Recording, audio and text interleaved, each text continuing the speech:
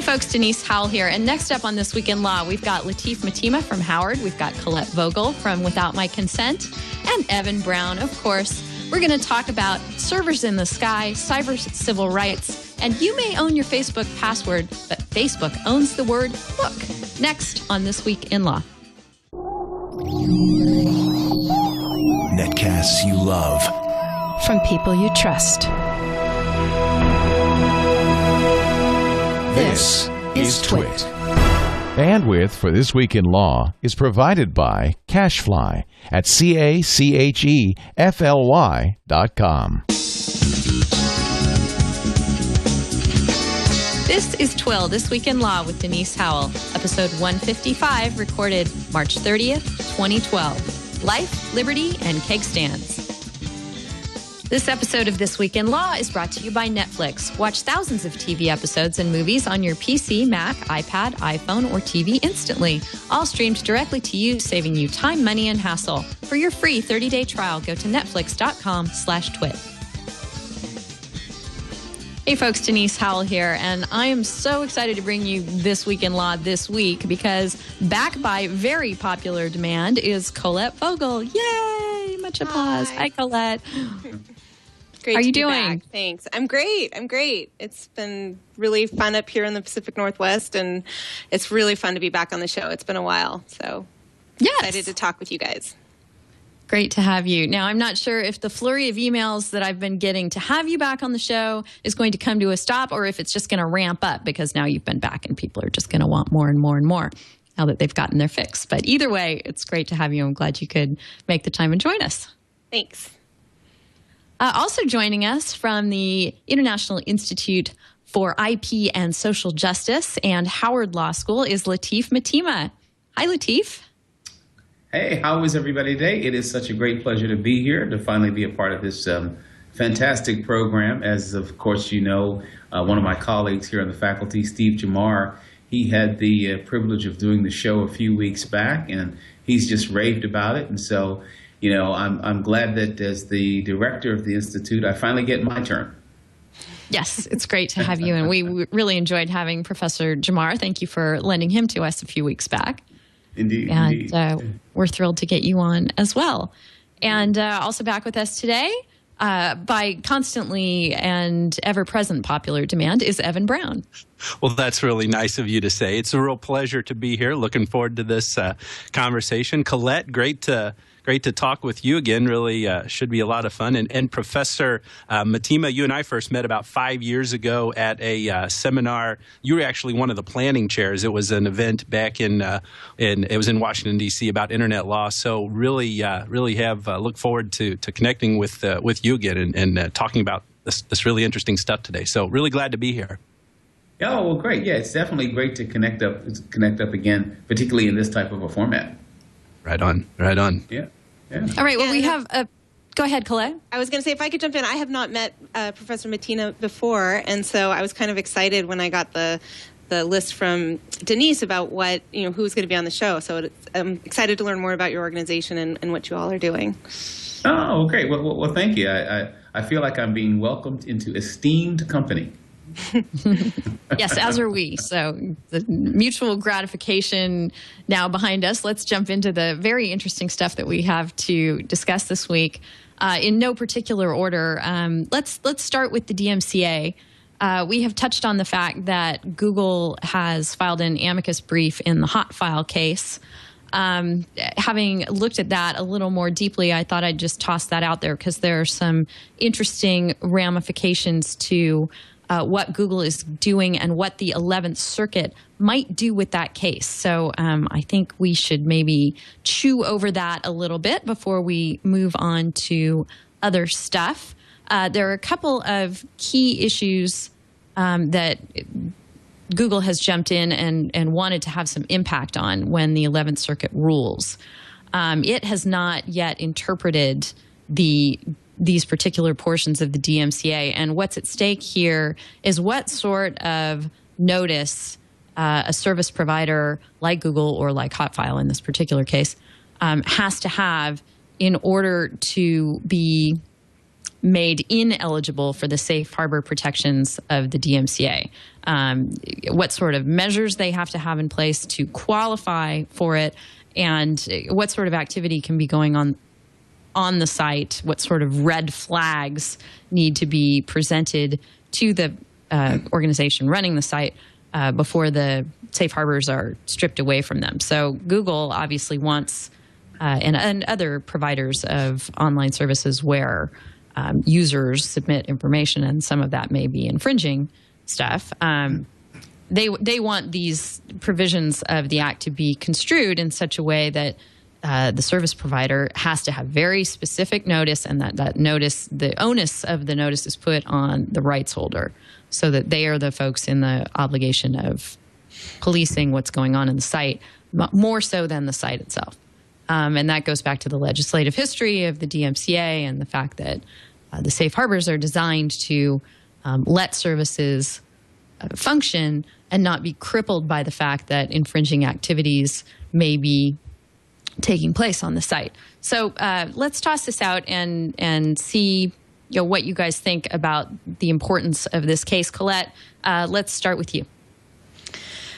Well, I have to say, first of all, and we didn't actually talk specifically about this before the show, Denise, but because of my role at Microsoft and I work in the copyright team, we follow these things very closely, but I'm sort of constrained in being able to comment publicly because I worry about people misinterpreting my personal thoughts or my thoughts as statements on behalf of the company. So I need to be a fairly kind of high level in talking about these issues, especially as they relate to copyright.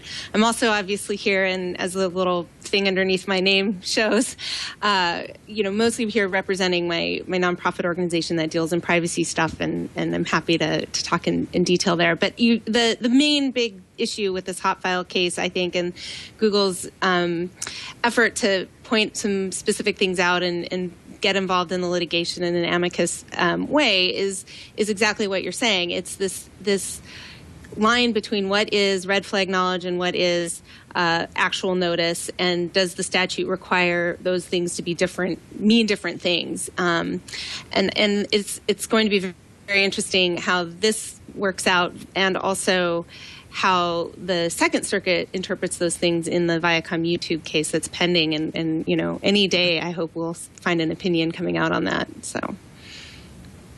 Right. Professor Mtima, I'm sure you follow these things pretty closely. Do you think that this 11th Circuit hot file case is going to be an important one? And do we have any indications of where it might go? Yeah, I think it has a great deal of potential to be a very important case. And I think that both as a matter of, just strategic application and just in making certain that the law continues to move and develop in the direction that was intended when the DMCA was passed, I think it was very prudent that Google and other entities who just want to preserve the DMCA framework interject themselves into this litigation, because I think as lawyers we all know this. Oftentimes, egregious conduct can result in bad law.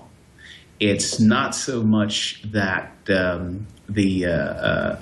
court is deliberately going off in the wrong direction, but sometimes when you have really, really bad facts and you really want to send a strong signal to that particular party and perhaps other players in a particular industry, that type of conduct is not the kind of conduct that we want to see. Well, sometimes you can end up overdoing it and making some really, really, really broad statements. And I think that is, at least from my perspective, one of the things that is central in this particular litigation. What you have with Hot File is you kind of look at what they did. You look at the fact that there, appears to be some encouragement of people engaging in particular types of questionable activities. Kind of, are you sort of deliberately turning a blind eye? And what you don't want to have happen is enunciations and interpretations of what the requirements of the DMCA safe harbors are that are really more directed towards trying to deal with this particular defendant, and they're possibly just turning blind eyes and encouraging people to engage in infringement activity that ends up indirectly watering down the protections of the DMCA, because it's very, very clear from the legislative history and from the statute itself and from Judge White's opinion in the religious technology case that we all know was pretty much provided the blueprint for contributory and vicariously liability issues in this context, that there is not supposed to be a responsibility to monitor on the part of ISPs, that it is the job of the copyright owner to police the internet, to police her work, to monitor, and to give clear, concrete information to ISP owners that, hey, my work is being infringed. This is who, what, when, and where, and now and only now does the responsibility shift to you to do something about it. And so when you have a player like Hotfile engaging in conduct that a court might find inappropriate, you don't want those bad facts, so to speak, to result in a shifting of that balance such that eventually you whittle away from this absolute clear directive that ISPs do not have the responsibility to monitor and to police. There are a couple of interesting facts about Hotfile that come up in this case that may wind up impacting the court's analysis, as Professor Mtima was saying, that sometimes you get a court wanting to reach a certain outcome, and maybe Hotfile is not the best poster child for everyone who has sufficiently crossed their T's and dotted their I's in operating a service like this. One of the things that Hotfile failed to do was to have in place a monitoring system for repeat infringers, or for even detecting repeat infringers on the site. And another thing it failed to do until I think it was after the lawsuit was filed was have a designated agent for notices under the DMCA. And one of the things this causes me to think of is, perhaps they were, the coverage that I've read of this says they were in business for approximately 15 months before they designated a designated agent. And my heart kind of goes out to startup companies and certainly to individuals who might be operating some kind of web presence where third-party content and contributions are involved. That just maybe, you really, really do need to know what your obligations are under this statute in order to take advantage of its protections. And having a designated agent is an important thing. Evan, I tossed it out to you. Do you think that maybe this is an instance of the law not taking into account the fact that individuals and startups just aren't legally savvy enough to maybe comply with some of the requirements here? Or do you think this is such a minimal requirement that that's okay? I think you started to read my mind there at the very end of your questioning. Yeah. We've talked about things like this a lot, and I hear what you're saying, and the law and procedures and all of the things that you have to do when you're starting up a business do add a lot of burden to the business, to the entrepreneur, whether that be a startup or somebody in mid stage or whatever. It's hard to run a business. There's a lot of things to do. There's more things to do than what there are hours in the day to do them. But getting a designated agent on file with the Copyright Office has to be down there with among the simplest things that you do to be an online business that stores and serves up user-generated content. It's literally a one-page form where essentially you fill out your name and address and email address, and then I think it's $105 now. So although that's more than a coffee at Starbucks, that's certainly not something that's going to break the banks of most people, even startups. When it comes to that, I don't think that there's many people who will listen to an argument that $105 filing fee and a one-page form is going to really keep somebody below the entry barrier for starting up an online business. So, but at the same time, yeah, there is this sentiment that, you know, there are things, because there are so many things to do, and this is not something that's obvious. It's not like, you know, getting the, you know, perhaps certain licenses that a lot of business owners in the brick and mortar world have to do. It's one of those things that could easily be overlooked. But given the fact that the DMCA is so critical and is so important to managing the liability for an online company, I don't have too much sympathy for a company that would fail to do that. It would be unfortunate to see, you know, its existence rise or fall on the failure to do that. But at the same time, I don't know how much real sympathy we could give to them for not doing that. Professor Goldman has a lot of good information out there for individuals who might be bloggers or otherwise, you know, not in a position of having a big infrastructure around them for compliance with this particular portion of the DMCA. Let me put you on the spot, Evan. Have you designated an agent for internet cases, for example? No, and I'm not really worried about it because actually I guess I do allow comments on some, and I shut those down after a while automatically, just as a spam prevention thing.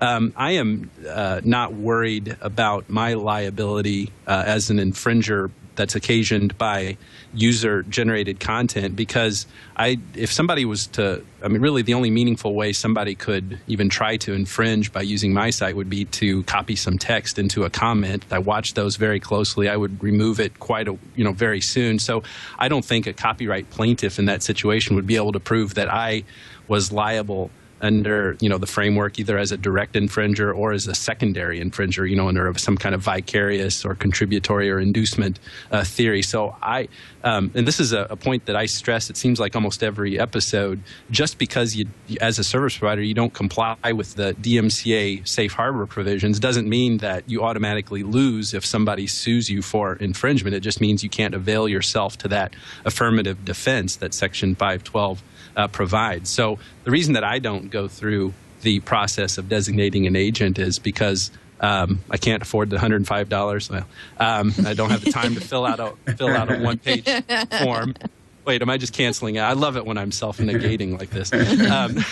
No, the point is I don't worry about the principal liability, you know, in the first place to worry about the second. But you know, I'm just a you know, humble little blogger over here in my little corner of the online world. Right. The information that can be shared in the comments on your site is qualitatively different than what Hotfile is up to. Colette, did you have I think so, yes. If I could jump in, you know, because I totally agree with Evan. It's not something that every blogger needs to do, but even on a site that doesn't have user-generated comments, there is a part of the DMCA that covers linking liability, and there are ways to interpret it as if you're providing links to other content that might be infringing.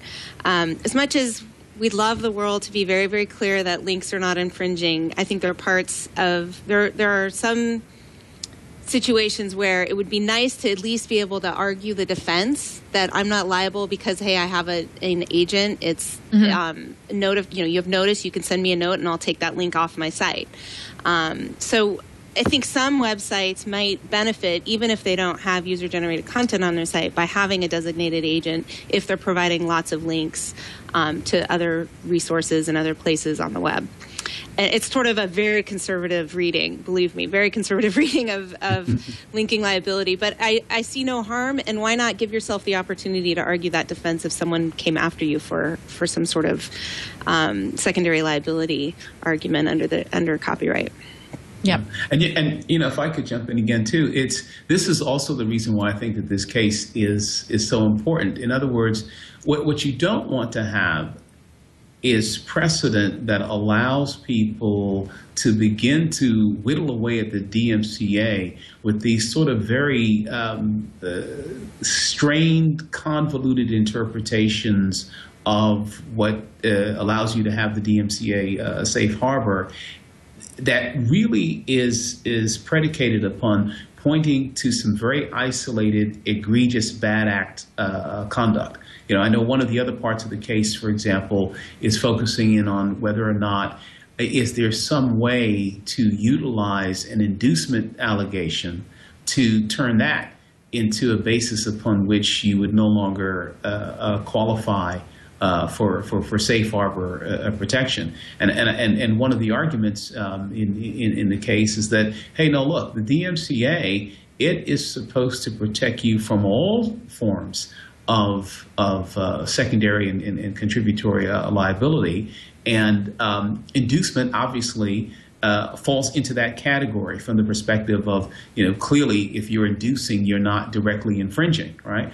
But the problem is that if you have really, really bad facts, and it looks like this party is really egregiously, affirmatively, just standing out on a street corner with the keys to the Xerox machine and saying, come on down and infringe as much as you like. It's that sort of behavior that could motivate decision makers to misinterpret what the safe harbor provision is all about. And so it's those types of things that if you just sit back and you say, well, I'm not going to really worry about this situation because this is just a bad actor, you could end up with language in the opinion that later on will come back to haunt you, and then you find that there's precedent on the books that enables a content holder in a subsequent circumstance to argue at narrowing the availability of the safe harbor protections in contexts that no one really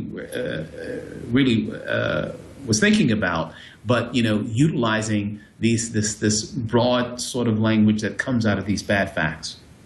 Right. It would be a very big deal if the 11th Circuit came out with an opinion that said, okay, well, this particular actor was akin to the defendants in the Grokster case and induced infringement, and we're going to go that route. And since there's liability there, they're ineligible for the DMCA. No court has said that yet, right. And that would be a big deal. Evan, any thoughts on that point? Yeah, I really think that that's an interesting point, and I'm going to try not to get too concerned about. I'm much more concerned about this now that we've had this conversation. I wasn't worried before. I was just all relaxing. No.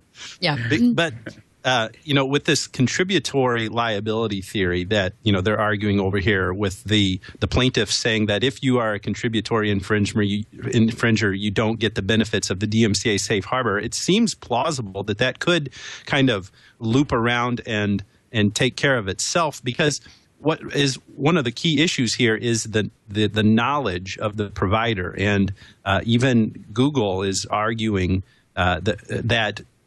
And I love the language. I don't know if that was just in the TechCrunch piece that we read, kind of thinking about this, which is a great piece by Daniel McKenzie. Great summary of the legal issues. I don't know if this is his language or if it's actually in what Google said, but it talks about these red flags that they have to be brightly colored and actually waving in the provider's face for there to be, any kind of actual knowledge on the part. It seems to me like you have that one person has a hard time saying with a straight face that that a provider would have a hard time saying with a straight face that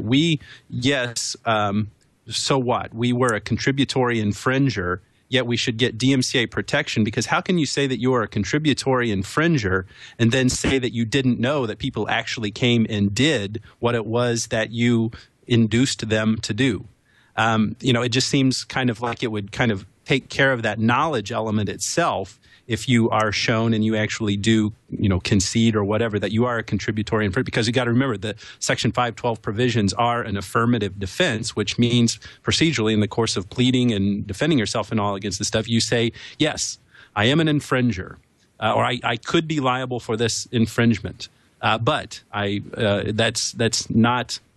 I'm taking on the burden of showing through this affirmative defense afforded me under Section 512 that is okay. Even though I am an infringer, it's okay. That just seems like kind of internally contradictory to say I induced people to come infringe, but yet I still didn't know about it. That's where it really starts to strain for me. Even though I love the DMCA and I love the provisions, and I hope the 11th Circuit comes down on the on Google's side and all this, it just really starts to get a little tenuous for me.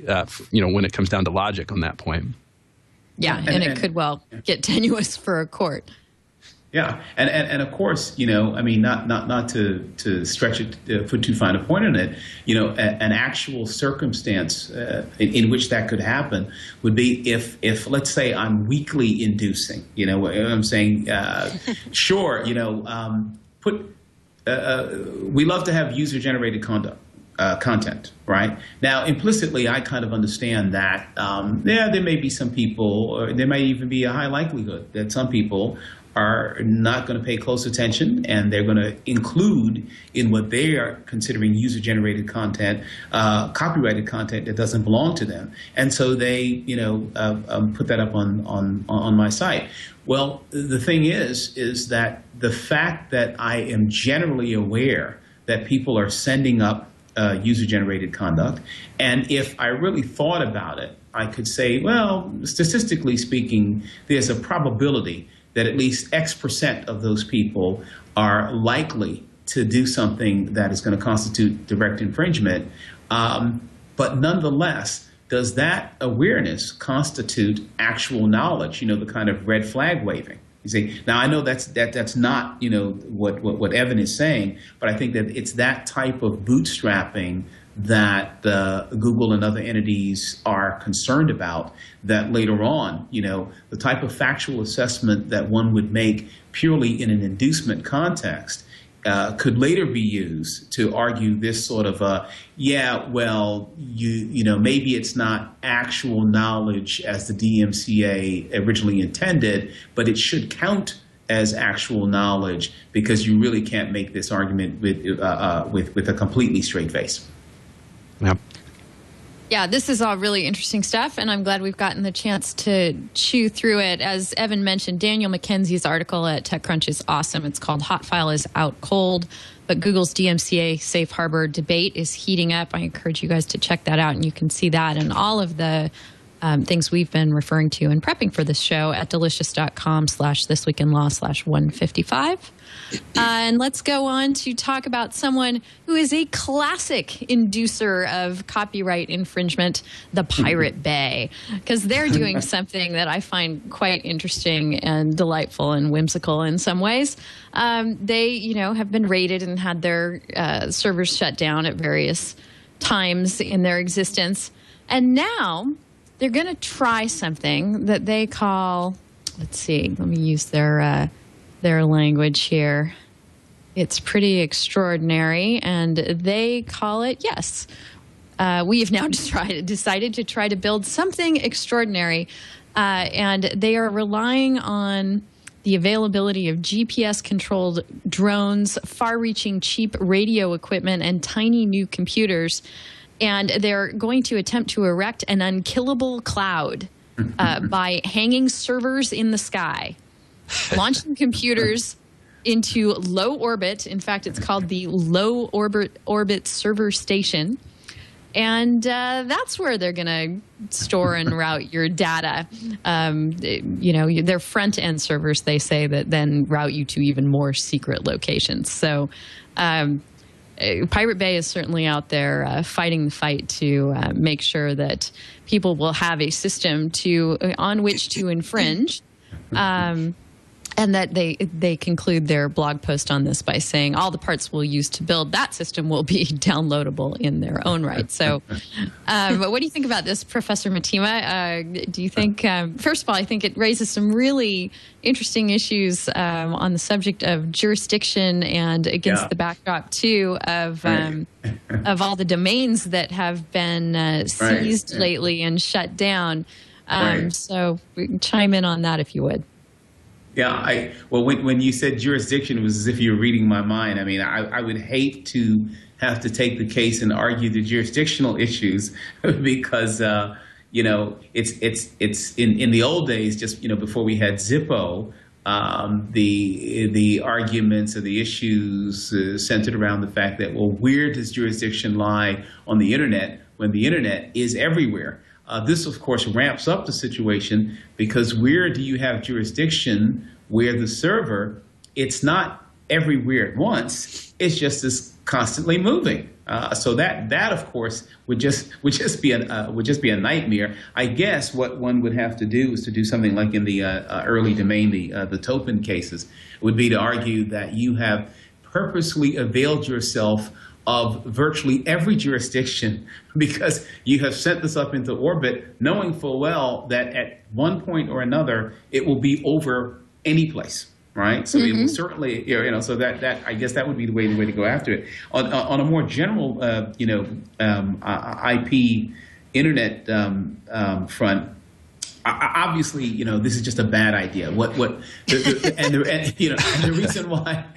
reason why I say that is primarily because it's this type of extremist behavior that makes it so difficult for parties who are really trying to engage in legitimate fair use and those types of activities, or legitimately attempting to iron out some sort of framework in which folks can engage in what digital information technology and the internet allows us to do, to move us away from this paradigm in which some of the established content industries just absolutely insist that, any use of our content whatsoever, we're just going to chase that down. It's like the Al Pacino's character when he played Capone in The Untouchables.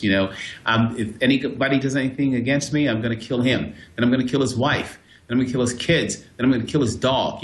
It really is this type of extremist behavior, right, that sort of adds fire to that sort of response. Because every time that someone stands up and tries to argue for some sort of sensible middle ground, come on, this person is accessing this material in order to do a limited public interest documentary.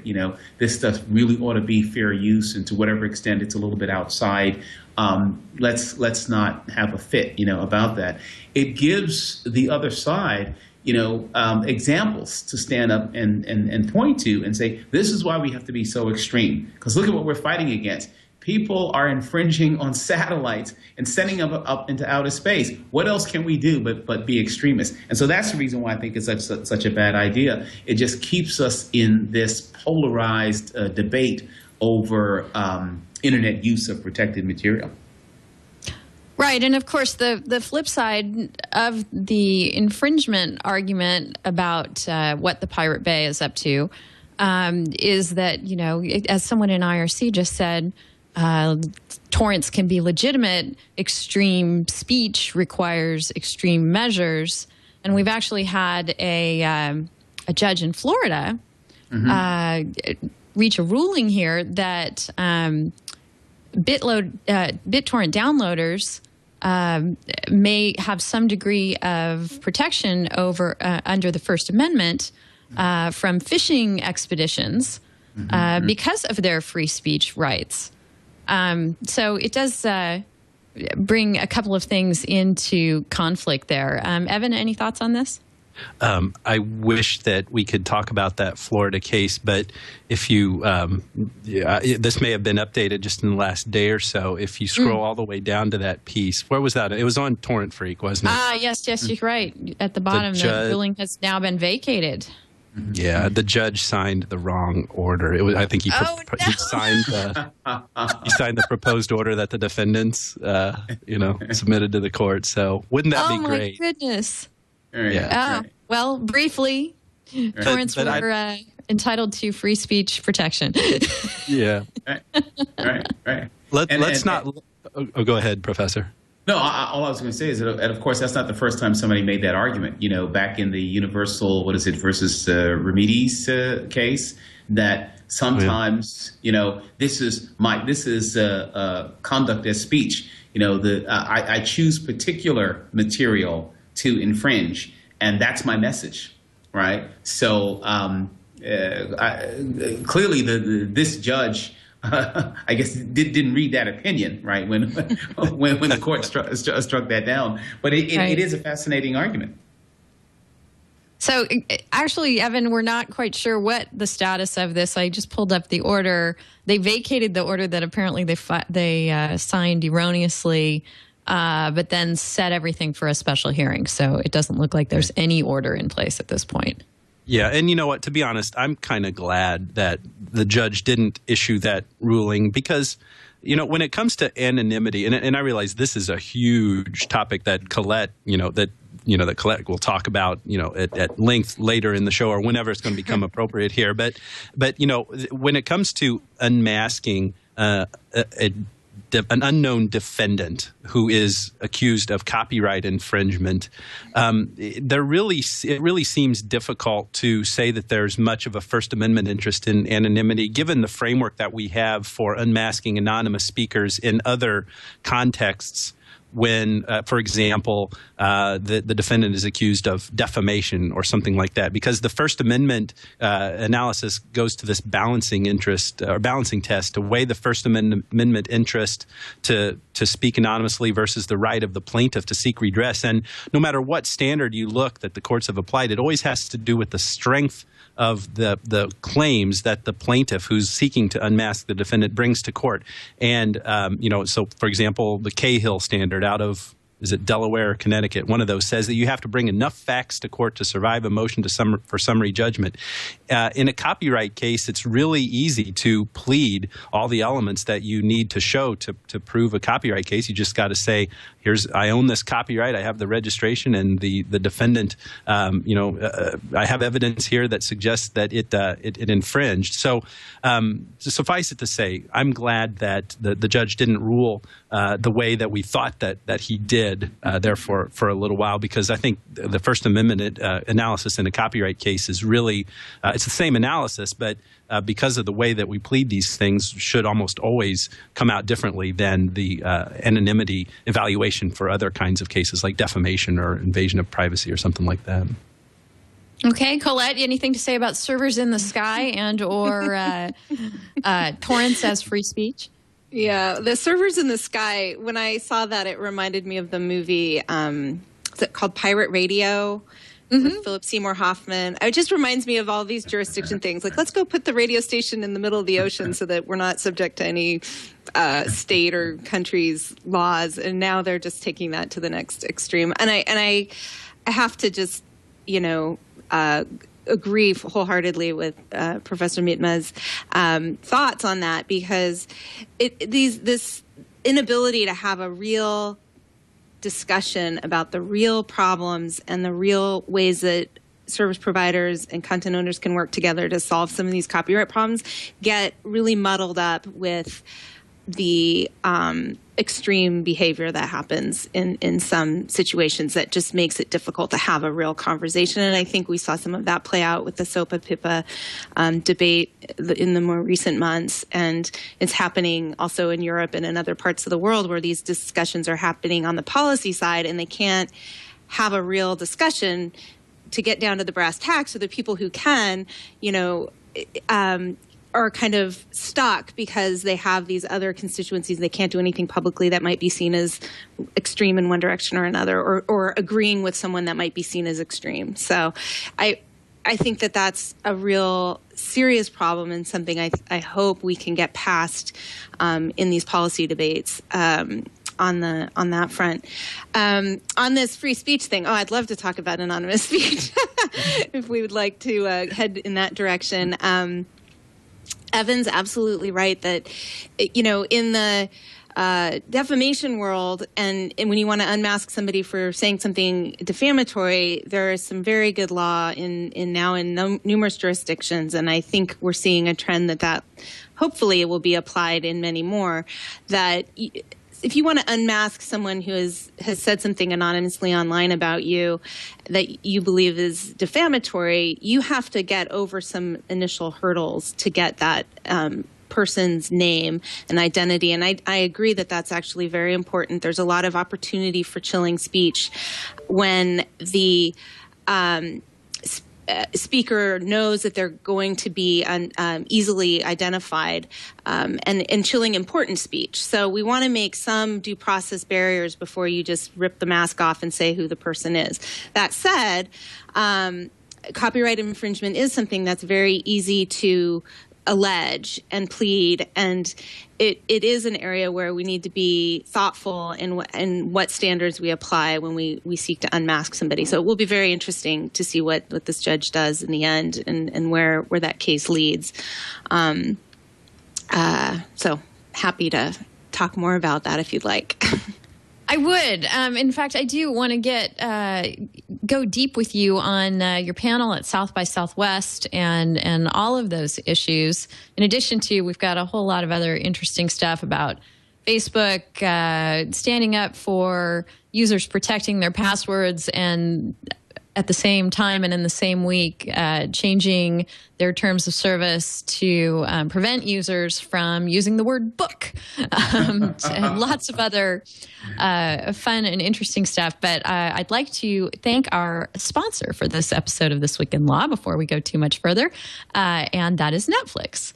Netflix, as I'm sure you probably know by now, and if you don't, this is going to be a great opportunity to remedy that. It streams thousands of TV episodes and movies directly to you instantly, which means you save time, money, and hassle. There are so many easy ways to instantly access all the streaming movies and TV shows that are available on Netflix. You can watch Netflix movies and TV shows on your Mac or your PC or your iPad. And the iPad app is just invaluable for when you're running around like we all do these days. You can watch on your phone. Again, that's with you all the time, your iPhone and some Android phones too. If you have a gaming console as part of your entertainment system, an Xbox 360 or a PS3 or a Nintendo Wii all work great with Netflix. And you can watch Netflix right on your TV using any of those tools and several others. If you're not a gamer, you can use a Roku box. They're inexpensive and easy to use. There are a lot of great options out there for bringing Netflix into your living room. And once it's there, you can watch movies and TV shows instantly using any of those devices. And you can begin watching a movie or show on one device and finish it on a different one. However you choose to access Netflix, you can watch as many movies and shows as you want, anytime you want, and you can cancel anytime. So try it today for 30 days, absolutely free. Go to netflix.com/twit. And when you use that URL, you tell them that we sent you. We greatly appreciate that. And we greatly appreciate Netflix's support of TWiT and This Week in Law. Thanks so much, Netflix. All right, Colette, you went to South by Southwest, and I don't think any of the rest of us did. You had a fascinating panel there on the issues you were just touching on before the break. So why don't you tell us a bit about that and what your takeaway was from that? Absolutely. Happy to.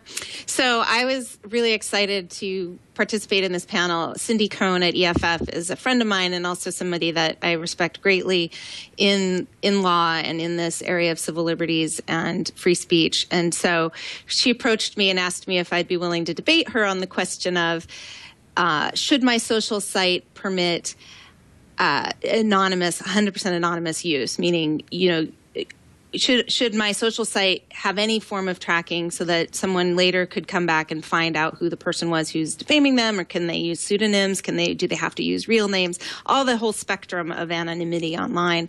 So I agreed, and I said I would wear the hat of the, no, you should really have some form of accountability on your site is how I look at this problem. And so I think about how would I articulate to a business person who's setting up a social site to, what are the benefits and some of the cons, the pros and cons of having some form of identity on the site, such that if victims of harassment or defamation or other things would have a way to obtain that information if they need it. And it's a hard, well, actually, I think it's not that hard of a problem, but it is a hard problem to get over some of the, how do I put this? To get over some of the resistance, because I see the very deep importance of anonymous speech when you think about the problems in the Middle East and places where the blogosphere and other forms of online media have really made it possible for people to communicate in parts of the world where speech is not permitted to be so free. So I'm very sympathetic to some of those issues and allowing for communities of people to get together and talk and solve problems without having to, put their identity forward in every instance. Whistleblowers are another good example of that. But that said, I think there are very good reasons for a social site, especially intending to build on the community of its users, to have some form of accountability. And the main thrust of my argument was that it's good for your business. It brings in the right kind of people to your service, especially if you want to have a safe place for as many people to appear and be online as possible. And it's morally the right thing to do because it enables an opportunity for people who have been harmed to get to the information, provided they can prove some of the baseline issues, like we were just discussing about unmasking. You have to have a legitimate defamation claim, or you have to have a legitimate privacy claim, or whatnot, to get that information. And it's the right thing to do as a company. And I wouldn't go as far as advocating that we should pass laws that require this, require intermediaries to hold information and all of that. But I think there are very good best practices and very good reasons why sites online should do that. So that was the gist of the debate. Cindy made some awesome arguments against that, and the audience was really had really some excellent comments and questions. The audio is available on Lanyard. I think we have a link to it on our Without My Consent site on the resources page. If anyone wants to go back and listen to the full audio, it was an hour-long panel. About the last 20 minutes was questions from the audience. And for me, the biggest takeaway and the hardest question to answer is when people talk about online harassment, which is something Without My Consent. I mean, that's the whole focus of our organization.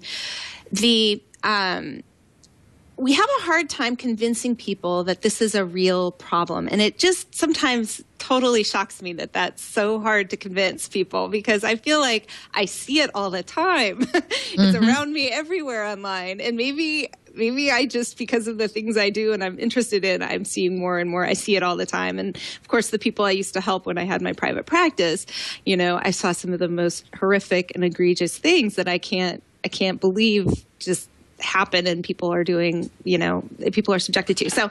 But what came out of that is we really need good, strong data to support the point that this is actually happening.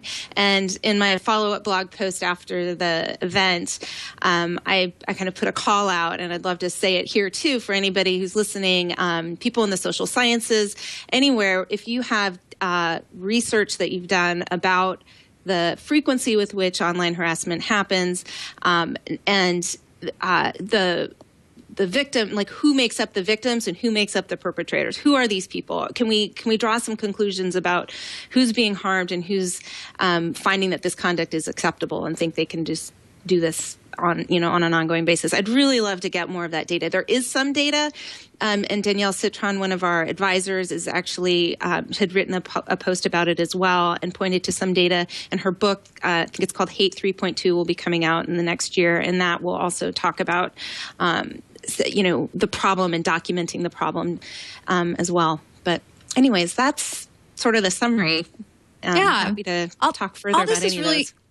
Really interesting to me against the backdrop of what we've just been discussing with the pirate-based servers in the cloud and copyright infringers perhaps being more savvy or less, emotionally spontaneous perhaps than the harassers that you're talking about, Colette. Because if someone wants to cover their tracks online, they certainly have the ability, if they research it a bit, to do that. And it seems like folks who are going to go after someone in a cruel way online don't necessarily take those precautions, or they're not particularly savvy about what they might do to take extreme measures like Pirate Bay does.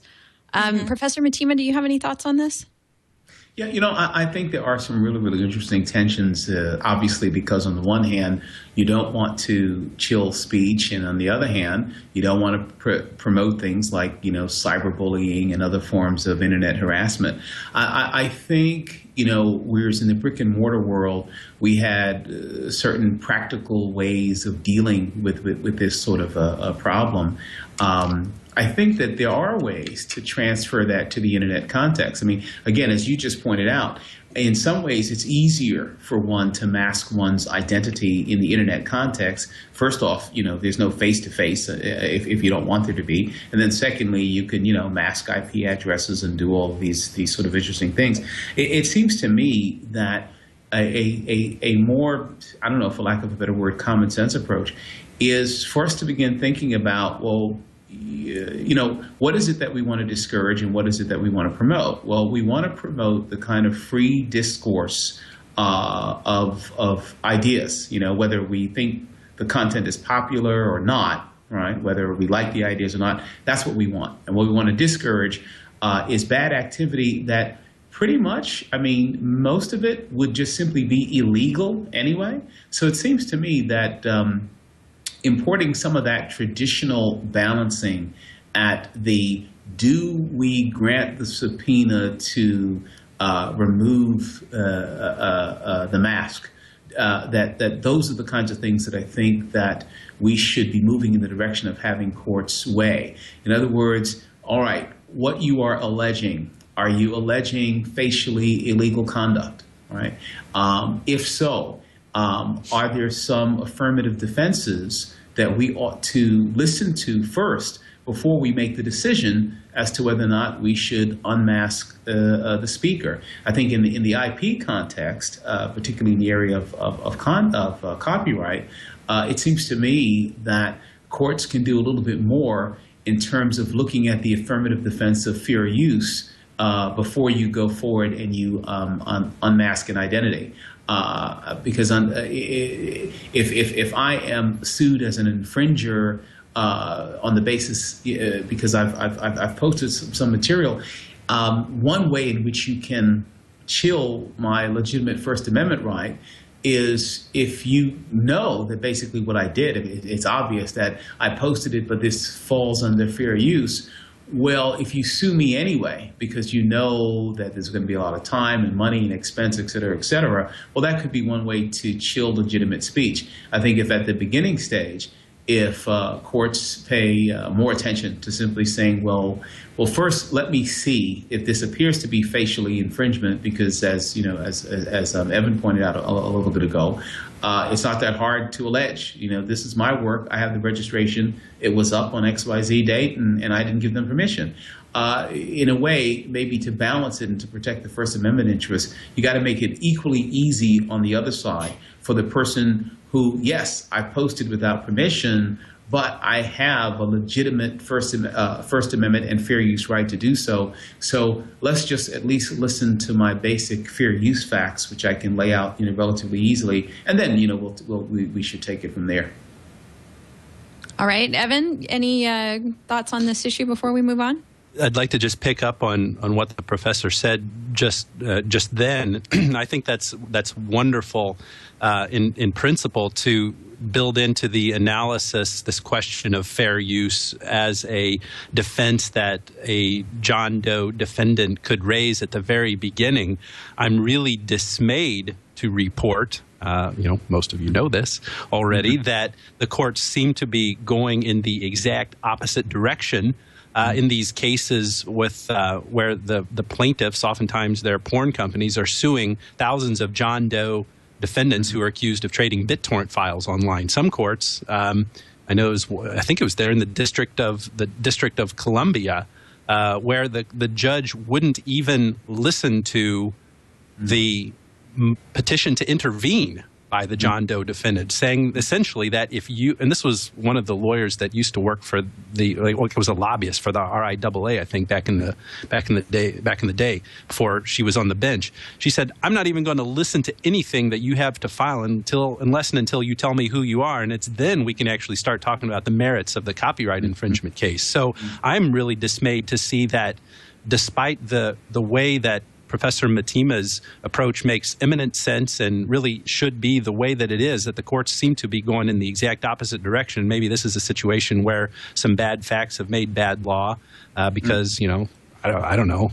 Maybe they're not such bad facts. These are just, copyright infringement cases. If anything, it seems like the pendulum should have shifted away from these crazy litigation tactics that the plaintiffs are taking. So that's something that's troubling if you stop and think about it. Right, and of course you're right, because bad facts, it's porn. You know what I mean? Yeah. You know, when you are without authorization engaging in porn traffic, those are the kinds of bad facts that lead to these types of bad decisions. Yeah.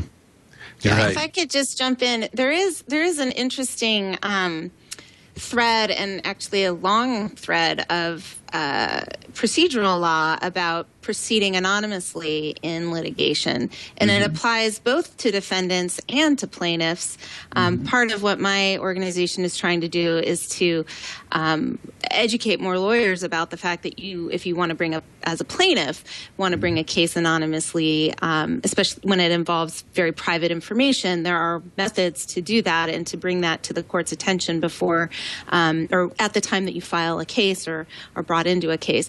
But the same kind of theories also apply to defendants who need to have and maintain their privacy. And I think in these porn cases, I think a lot of them dealt with gay porn, and there were people who were accused of copyright infringement, and the method of the plaintiff is to kind of just shake them down and get some money out of them, but also at the risk that they would be exposed as porn consumers and also exposed as gay porn consumers. And that is a real threat. And I think that some of those defendants, if these cases are moving forward, I haven't followed them in that level of detail to know, but their attorneys can seek protective order and can seek to proceed anonymously for those kinds of reasons. And I think there are probably some very legitimate arguments. And I was just going to I'll look for it, Denise. Maybe we can send it in the show notes later. There was a recent decision about proceeding anonymously as a defendant that was fairly positive in that regard, and I just need to track it down. And I think it's really important. It leads to a really interesting situation where you have a lot of people potentially in our court systems, in our public court systems, using our resources that are anonymous or pseudonymous, we could say, and that raises its own sort of transparency and free speech related issues. Certainly for the press, I think the press may have some resistance to that being the case, but there's precedent, and there is not terrible law, I'll say, on those fronts. Not terrible law. That's good.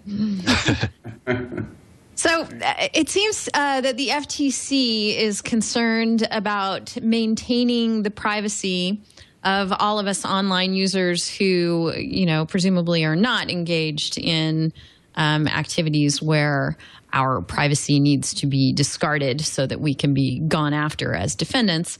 It has issued a new report that's basically kind of a policy statement. It doesn't really provide any concrete parameters for what should be done, but it does have some recommendations for providers putting privacy first and building in privacy by design in their services, offering better transparency, and offering choices, including do not track, which the FTC appears to like. And they did a short animation when they issued their report. I think we have that queued and can play it. Colin, if you could. Talks about how we leave little bits of data behind in our daily lives. All right. Well, Colin, let me know when that's ready. In the meantime, we can talk about the best practices that the FTC... Wait, here it goes. And more. When you use these services, you're sharing information about yourself with friends, with businesses, while you're out and about, while you're at home. That information is shared and sold within businesses, with their affiliates, with ad networks. So on a typical day, you might shop at a store and use a loyalty card to take advantage of a sale. And your shopping habits may be shared or sold. You might need to fill a prescription, and your prescription history may be shared or sold. You might use a daily coupon app to get a deal at a nearby restaurant, and your location information may be shared or sold. You might visit a news site where you notice an ad for your favorite brand of shoes. It's an online sale, this weekend only, so you buy a pair. And the articles you read and your shoe preferences may be shared or sold. You might log into a social network and see that your friends are filling out an All About Me quiz. You get the quiz app and share your answers, and your quiz responses and profile information may be shared or sold. A regular day. You've taken care of business, used some free services, gotten some good deals, and revealed all kinds of information about yourself. So at the end of the day, the question is, who has your information, and where is it going next? So I like that the FTC is at least paying attention to these issues and is helping people realize as they go through their day how much data they are leaving behind, and they don't even raise the subject of, the various surveillance that we're under throughout our lives and where that data goes. But just the affirmative commercial acts that you do, or the things that you input into social networks and how they can pile up and become somebody else's business plan. So again, I don't think the FTC has done anything terribly concrete here other than to pay attention to it and encourage businesses to give users some choices. Anybody think that perhaps the FTC, is this just a PR gesture on their part, or will it have some actual meaning? What do you think, Professor Mtima?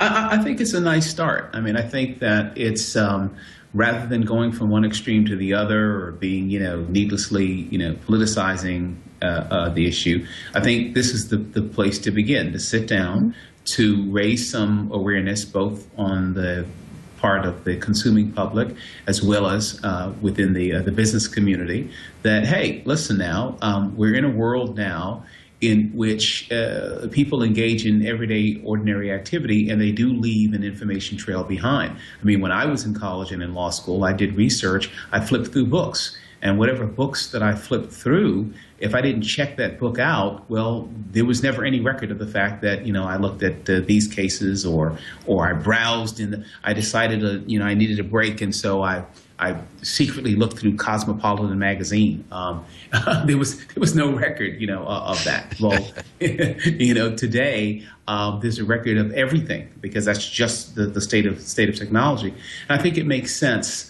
to say, let's be careful. Let's think about some things. Let's not wait until a few bad actors really run away with the train. Let's start suggesting some ways to think about it, to analyze it. Let's start putting some best practices together. And on the flip side, the other thing that I like about not forging ahead too fast is that if we go to the other extreme too quickly, we just simply say, no, you can't look at any of this stuff. You can't use any of this. Because at my institute, we like to focus on some of the marginalized communities that typically aren't included in these discussions. I like to think about the way that the policy making will affect some of those groups. And so, for example, if we were to move to a situation in which, okay, I have these services that you might be interested in, but the only way you can avail yourself of it is if you ask me first. Well, in some cases, some people, they just don't have the background, access to the information, the sophistication. They don't even know what questions to ask in the first place, right? So they certainly need some of these services, but they would not know that these services exist. They would not know how to articulate the questions in the first place. And it's not until someone approaches them and says, hey, listen, you know what, it seems to me that you could use some information about alternative education opportunities, or you could use some information about entrepreneurial advancement and economic empowerment options. And so, if we were to go too far too quickly to the other side, folks who could benefit from somebody, again, using the internet and digital information technology the way that it is best used, that someone who could just knock on your internet door and say, by the way, would you be interested in this? we wouldn't have that. So I think that this sort of let's take a look, analyze, come up with some best practices, see what happens, and then come back and refine. I think that this is a great way to get it started. Colette, are you concerned that Do Not Track, which the FTC seems to be getting behind here, could damage the efforts that you're pursuing at Without My Consent? I don't think so. I don't know. I mean, I think that one of the ways to enable pure anonymity, the real anonymity, and enable people who've been harmed to obtain the relevant information. One idea that has been proposed and debated and will continue to be, I think, is a concept called notice and track, where a site isn't required to maintain information about their users until they receive a notice that this person has been doing something illegal. And upon that notice, then the intermediary would be obligated to do some sort of tracking and maintaining of logs around their IP address or whatever level of tracking is involved. And if the bad conduct continues, then the person who's been harmed can then get the information they need to pursue their case. And that proposal has some interesting, it has some very interesting issues. And certainly intermediaries are very reluctant to be in a situation where they're obligated to maintain data. But as I think it's true, many of them are already holding some of this data. And I know that Cindy Cohn at the debate and others are very concerned about obligating them to maintain data for periods of time, because that data is then obtainable by governments and could really be used in a way that could harm freedom of expression and political activism and things like that. So I haven't really thought about Do Not Track from the perspective of Without My Consent before, because I hadn't actually seen the merging. Maybe it's also because we have like 20 million other things we're trying to chase down. But it's a really interesting way. It is an interesting thing. I hadn't thought about the impact on our efforts. I guess the thread I was pulling together there is that if you're tracking, that's just another body of information to go after. Exactly. And to the extent that's shut down, then perhaps there's less to go on. Yeah. But, on the flip side of that, if you're someone who's engaged in criminal or other unlawful activity, just ticking a Do Not Track option shouldn't provide that great of a shield for you under the law. It's not a blank check. Any thoughts, Evan? Yeah, on that, what you just said there, I don't think that would really be the intention of Do Not Track, to shield you from, the particular things that you would do online to get in trouble. Because if you think about, online crimes, they're usually pretty discreet things, trading a file that contains child porn, harassing someone, doing what Do Not Track protects you from the power that the big data collectors and whatever, everybody who has all that stuff has this picture of you in the composite. At a more general level, I really like this animation that the FTC did. It really explains it just as well as anything I've ever seen on, the various pieces of information that can be put together about you. But I still just can't get past this irony that was kind of implicit in what Colette was saying. I guess she was actually reporting on what Cindy Cohen was saying in the debate was, this is the government who is, we've got the FTC, kind of warning us of these problems and saying how important it is to protect us from the disclosure of too much information and the thoughtless collection of information about us and the dissemination and sharing of all that. But this is the same government that would also want to have more and more information kept about us in the form of server logs being kept longer, the NSA wanting to track down terrorists and all that stuff. So, there's just this fundamental strangeness about the government doing that. And I've said that before. When it comes to, solving this conundrum or this problem, there really seems to be there could be some kind of economical component to it, because what we have here is so many services that are available to us for free on the internet because we, in return, share our personal information for that. Facebook is as great as it is because it gathers so much information about us that it can then use to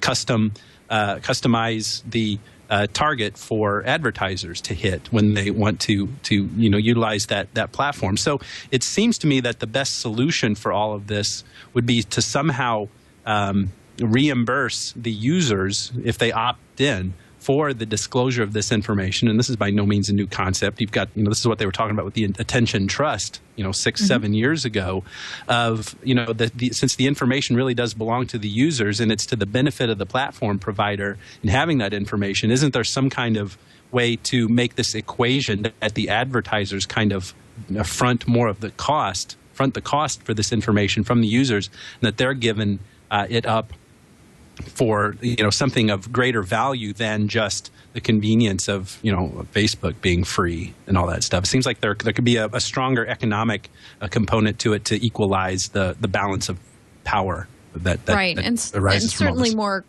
control on the user side as to what's being collected and by whom and how it's being used. Definitely things we'd like to see come to pass. So thanks, FTC, for paying attention to those issues. Facebook is paying attention to its terms of service in some interesting ways, using them as a bit of an aggressive way to go out into the world. First off, apparently Erin Egan, the chief privacy officer over there at Facebook, and folks on, now I'm not sure if Erin is a man or a woman, sorry, folks on Erin's team have come out with a statement about some of the cases that we've covered on TWiL over the last several months, where people have been asked by employers or potential employers to turn over their passwords so that they could go rummaging around in their Facebook account and see about their personal activities. Facebook doesn't like that and points out that it's a violation of its terms of service to reveal your password and have someone access your account who's not you. And they've said they take your privacy seriously and will take action to protect the privacy and security of users, whether by engaging policymakers or, where appropriate, by initiating legal actions, including by shutting down applications that abuse privileges on the site. And I assume, if you're going to violate Facebook's terms of service by being an employer who's accessing someone's account in this way, Facebook would not bat an eyelash at denying your own Facebook privileges. So, if it's important to you as a business to have a Facebook presence, and I think it is, that's something you should be well aware of. So interesting that Facebook has taken this stand. I guess there was actually some legislation that was proposed that got shot down in the House very rapidly after its introduction that would have added new restrictions to FCC rules that prohibit employers from demanding workers' social networking usernames and passwords. That did not get added. But still, Facebook taking a stand that it's going to use its terms of service to make sure nobody's violating them in this way is an interesting thing for them to do. Colette, do you think this is a good idea? Yeah, I think it's very much in it aligns with Facebook's interests to stick their neck out on this one. I think it's crazy. If an employer wanted my Facebook account information as part of my onboarding or my pre-screening before getting a job offer, I think I'd just be very turned off by the employer. But not everybody's in the position to say, oh no, jobs are scarce and people need to, get them. And if that's a condition, people may feel very, very much in a tough spot to not turn information like that over. But I just find it to be very creepy. I mean, I was reading that article. There's a quote from somebody in the ACLU about, would you let them come over and read all your mail, your physical mail? Mm-hmm. I mean, I get some weird physical mail that I'm like, why am I getting stuff from the AARP? But there could be other things. And yeah, I just find it really shocking. So I think what Facebook, they probably had a good sense that this would be a good PR. This would spin out fairly positive PR. It's also very much in line, from what I can tell, with, of course, that their goals, which are in large part to have as many people using the service. And if people are worried about this, they may not use their service. Professor Mtima, what do you think about Facebook riding to the rescue of the rights of users this way? Yeah. This one for me just sort of had me just doing a whirligig because there are just so many different issues here. First off, I mean, obviously, Colette, you're right. I mean, this is Facebook just basically shoring up and protecting their business model. I mean, obviously, no one has yet argued that it would be somehow impermissible to Google a person. Right. And you can find out a lot of things about many people by just Googling their name and, all sorts of statements that they've made, photographs that people have taken of them, when you click on the images icon or what have you, because we kind of think that, well, that's public information. I've put that out there. Of course, Facebook, I guess, is sort of quasi-public. I mean, you've put it out there, and the real issue is, well, I've decided I want to put it out to a particular group of people, and if I can no longer control how wide that group is, does it mean I'm not going to engage in certain activities anymore? Probably not. What it probably more likely means is that I'm just not going to talk about them on Facebook. And of course, that makes Facebook a little less attractive. I think the most important thing out of all of this for me, that really is what got me just sort of interested in this whole issue, is that actually this is sort of a problem that in the African American and other ethnic communities and similarly marginalized communities, this is something that we have been focused on and trying to get courts to pay attention to for decades. And that's the issue of covert bias and covert discrimination. Someone asking what appears to be a facially innocuous question, but having some sort of impermissible and, in fact, possibly even illegal motives in asking the question in the first place. It is something that we have labored under for quite some time. There were cases in the 80s and 90s in which, documented circumstances in which employers and recruiters were caught. Later it was revealed that if you had an ethnic sounding name, you didn't get an interview, right? And of course, if you are a racial minority, people can always find out that information about you at the interview. They don't have to look at your Facebook page to know those things about you. I think what this does is that it may finally get our courts and our nation to look at the question of covert bias, I think, finally in an intelligent way. And that is that the mere fact that a person doesn't come right out up front and say, I want to look at your Facebook status because I want to find out what religion you practice, that we've been looking at these issues in a way that oversimplifies what actually happens. I don't know that I personally am convinced that we should go so far as to say that being a Facebook subscriber puts you automatically, per se, into a constitutionally protected class. I'm certainly not going in that direction. But by the same time, by the same token, I think that if this sort of inquiry is going to begin to get the average everyday person to think a little more carefully about how is it that constitutionally protected information aspects of their lives, how do employers and other institutionalized actors, how do they access that information and how do they make use of it in ways in which it is not facially illegal? Let's think about that question, and whether we're talking about it in the context of a Facebook or a broader, more socially significant context, for example, interviews. If that's what this is going to lead us to having a dialogue on, then I think that, yes, good, let's go ahead and have that dialogue. Yeah, I think it's interesting to think about this this has come up with Facebook and the instances that have been in the news seem to have involved Facebook, although I think social networking passwords in general have come up. But when you move it over to the context of something like Google, where, it has the social networking component, but yet there's so much more that the Google Services Cloud provides people, documents, mail, search, of course, and the whole host of other services that they offer.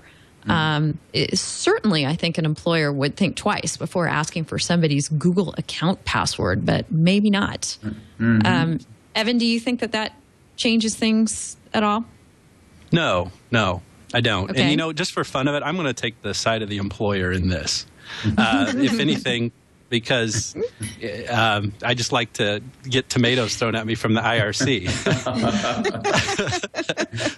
No, for the sake of having a conversation or dialogue about it, I will try to articulate the position of the employer in all this, and that is the courts have been almost uniform. I'm going to say the courts have been uniform in holding that the information a person puts on a social networking site is not protected by any kind of privacy interest, like, for example, the Fourth Amendment or any kind of freedom from harassment or whatever, in those contexts. So we put this information out there. We don't have an expectation of privacy in it. And so if we look at, the interests of the employer, of why they want to look at that person's Facebook, their social media information, they're trying to determine the merit that person has to do the job. And, it's very easy to just say in the abstract, well, what they do outside of work is irrelevant to how they will perform at the job. Really? If the person is in a habit of staying up drinking until 2:30 or 3 o'clock every morning and posting pictures of themselves doing keg stands on Facebook, which is not a constitutionally protected activity, shouldn't the I guess it is a constitutional protected activity, but it's not like a Title VII kind of thing.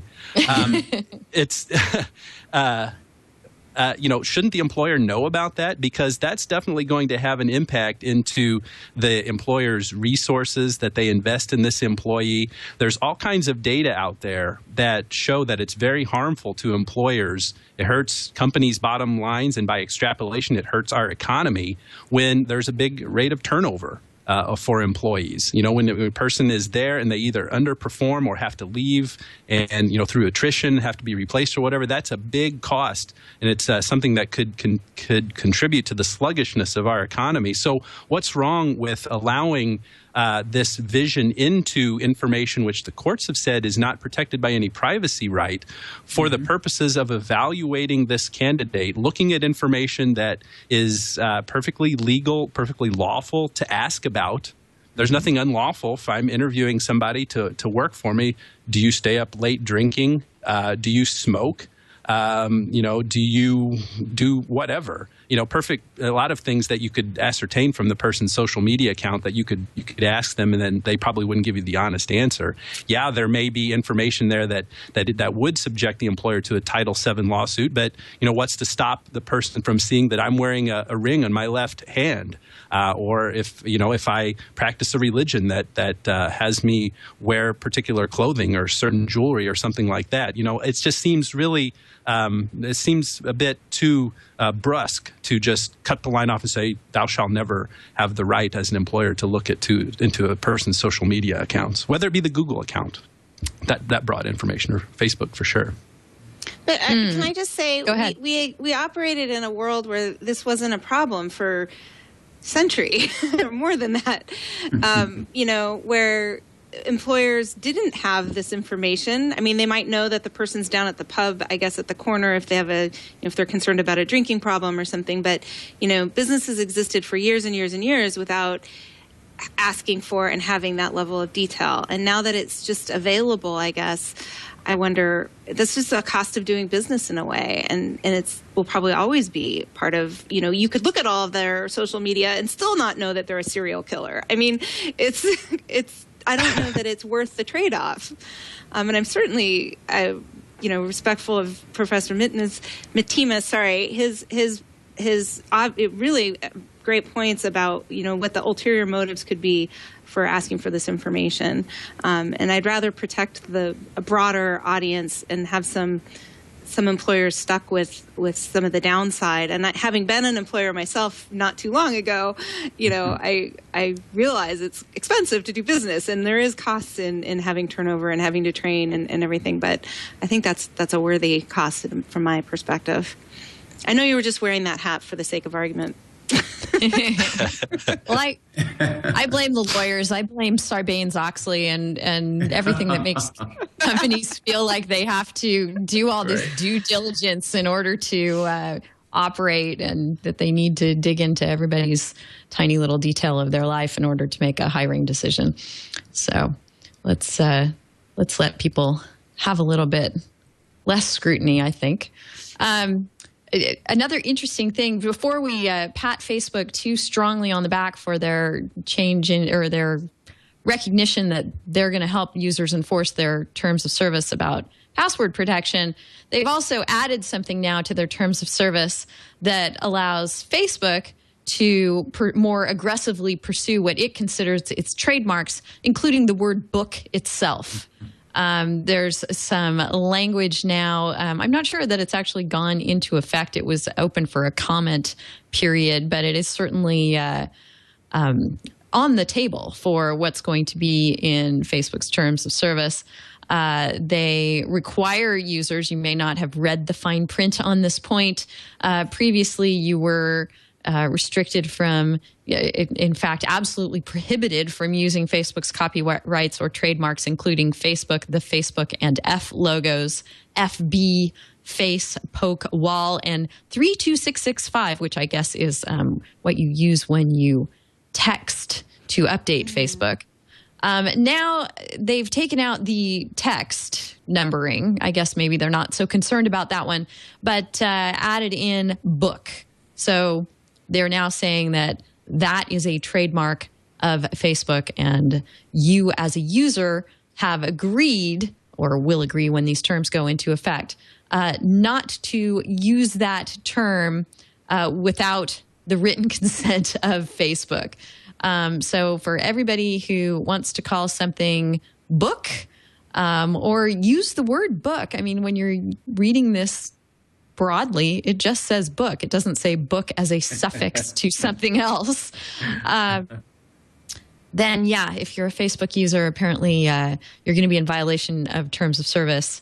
And that's something that could come back to haunt you in a trademark suit. Hey, you agreed not to do this, in addition to just getting your Facebook account bounced, I suppose. So, the lawyers at Facebook work in mysterious ways. Evan, any thoughts on this one? It's fine. You agree to it when you sign up, right? So, that it is interesting what they're trying to do to bolster their trademark argument and all this. I don't know that it would have much to do if there really was an infringement action, because we so often lose sight of the fact that trademark law is really meant to protect consumers and not the owner of the brand. As strange as that seems to brand owners, and including Facebook, what's really at issue here is whether people out there in the consuming public are going to be confused as to the source of this new site that would spring up using the word book. So the fact that they're trying to bolster it in their terms of service may make them sleep better at night. I am skeptical that it would have much of an impact if somebody were sued for infringement for using a mark that was that included the word book. That, of course, is separate and apart from whether Facebook would choose to pull the plug on that particular user's account, which, you know, it clearly would be in the right to do. And I don't see much of an argument in favor of the user if it were to have its account terminated for violating that particular provision. So, you know, there's no reason we shouldn't be. There's no reason we should be surprised by Facebook trying to bolster its position like this. Right. Professor Mtima, do you think that this would have any strong weight in an infringement case, a trademark infringement case? Yeah, you know, I just found it interesting that, you know, because, you know, reading some of the stuff all together at the same time. On the one hand, you know, Facebook standing up and saying, you know, we're going to protect your privacy from these awful employers because we love you so much. And by the way, don't ever use the word book. So, I thought that was an interesting juxtaposition. Yes, as long as you're not privately using the word book. Exactly. You know, I agree with Evan's point. I think that you know, when you get right down to it, in an infringement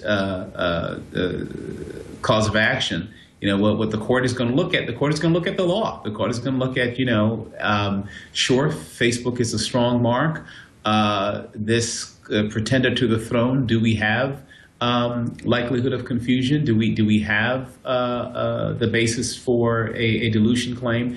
And the fact that you signed off on something in terms of the terms of use, well, you know, that's between you guys. That doesn't bound the court. You know, the court still has to make its own independent substantive trademark assessment. I think what's really a little interesting is, again, you know, what Evan was saying, well, are you going to pull the plug? Take that a step further. What might a court do with that type of contractual agreement? In other words, if Facebook can't prevail on a trademark infringement claim, is it possible for Facebook nonetheless to sue you for breach of contract and collect damages for your breach, which even gets a little bit more interesting, because then what are going to be the actual damages that Facebook would have suffered from your failure to live up to a contractual obligation that is basically worthless because they would not have won the infringement suit anyway. So I basically agree with everyone that, you know, this is sort of like a little tempest in the teapot, something that probably somebody in-house dreamed up and said, hey, what the heck, why not? Let's give it a spin. It gives us another arrow in the quiver. But as to how effective it's ultimately going to be, it's an arrow that's not going to travel too far, I would think. Yep, I would think so too. Yeah. All right, we are getting down to where we need to wrap the show, and I'm so distressed because there's so much else juicy stuff I wanted to talk about. Let's try and get through some of it quickly before we wrap, if we could. First and foremost, Professor Mtima, you have a really interesting position there at the Institute for IP and Social Justice about cyber civil rights being the next big forum for online activism. Can you elaborate on that for us so that we definitely hit that before we close out here today? Yeah, great, thanks. Yeah, you know, one of the things that the PIPA and SOPA debates, you know, really gave us an opportunity to crystallize something that we've been working on for the past 10 years. And that just has to do with the fact that when you look at the situation of various marginalized communities in American society, I think that the traditional civil rights activist approach to ensuring social justice and social equality, you know, really has not sort of caught up with the digital information society, and really has not focused on the ways in which intellectual property law and information technology law and policy can affect political and economic and social opportunities insofar as those communities are concerned. So in a interesting sort of way. In a sense, we kind of welcomed the problems of PIPA and so forth, and we were very much involved in the activities and the fronts to sort of defeat that legislation, because it gave us an opportunity to crystallize for various entities and various segments of society, well, what are the, for example, African American community interests in IP law and IT law and information policy. And you had folks on both sides that, when we stepped into the conversation and saying, well, we have something important to say here, you had folks on both sides sort of saying, since when? You guys always talk about education, you talk about voting rights, you talk about Medicare. What do you have to say about IP? We didn't even realize you would even step up into this. And so I think that, realistically speaking, now that we live in this digital information age, obviously from the days in which we talked about the original digital divide and the ways in which people could participate in the 21st century economy and political society, that we have to be a part of that. We have to have access to that. That was one of the reasons as to why the DNS blocking components of PIPA and SOPA, I thought, were particularly important to those communities. When you block at that level, it overlooks the fact that there are people who share addresses because they can't afford to buy, the entire address or the entire place on the server. And there are going to be certain communities that are going to be disproportionately impacted if you choose that means of dealing with infringement as opposed to some more surgical means. It's very much like tracing illegal activity to, an entire low-income housing project, which there are multiple buildings, and instead of narrowing your redress to the particular resident who's engaging in it, you just simply cordon off the entire housing project that may have hundreds or thousands of people living there, and you say, well, you're all going to pay the price for this person's individual bad behavior. So the chilling effect that could have on digital entrepreneurial opportunities for communities that are really now getting their first opportunity to be a part of the situation, that really was something that we were very concerned about. In addition, coming at it from the other side, some of the things that we have been focusing in on the last couple of years are things like athletes, both professional and at the collegiate level, their intellectual property rights, in their images and in their personas, and the fact that these IP assets are typically exploited in inequitable ways. They basically are cheated out of the revenues and the fruits of those aspects of their personas, particularly at the college level. You are required to sign it all away till the end of time and throughout the entire universe. It seems to me that that's sort of like a classic contract of adhesion. But again, folks on both sides of the issue have to become aware of the ways in which these sorts of issues affect the civil rights mission in the 21st century. Another issue along those same lines is we're looking at the copyright termination battles, because this is a tremendous opportunity for various communities, particularly the African American community, to reclaim their culture, their heritage, and just a huge amount of the entertainment product that content conglomerates have benefited from for decades, and that the individual artists and creators, again, were unfairly exploited. So that really is our focus, and I think the SOPA PIPA problem really helped to awaken folk in these communities, but also lots of other marginalized communities to begin to recognize that the battle now is taking it to the IP and IT front, and that's really going to determine a great deal of political and educational and economic empowerment and advancement. Yeah, it's where the expression and the communication happens these days. So it's definitely good that you're doing the work that you're doing. There's another related topic we're just not going to have time to get to today because it's way too beefy, but that's on the commonality and increased presence of arbitration clauses in online agreements that people click through and don't really realize that they're agreeing to those things. And we'll get to that in another show, but I think it's all kind of part and parcel. I do want to, since we were talking about SOPA and PIPA, give you our tip of the week, which is more of a decorating tip, since I've been spending so much time on Pinterest lately, to make your home a more pleasant or humorous place. SOPA and PIPA has returned as toilet paper via a Kickstarter project. So definitely go check that out if you want to so equip your commode. And then our resource is actually another Kickstarter project, a film that someone is trying to make called Free and Open. It's a narrative series about internet censorship in the United States. They are trying to raise $52,000. They have $6,300 at present. So get on over there and check out Free and Open.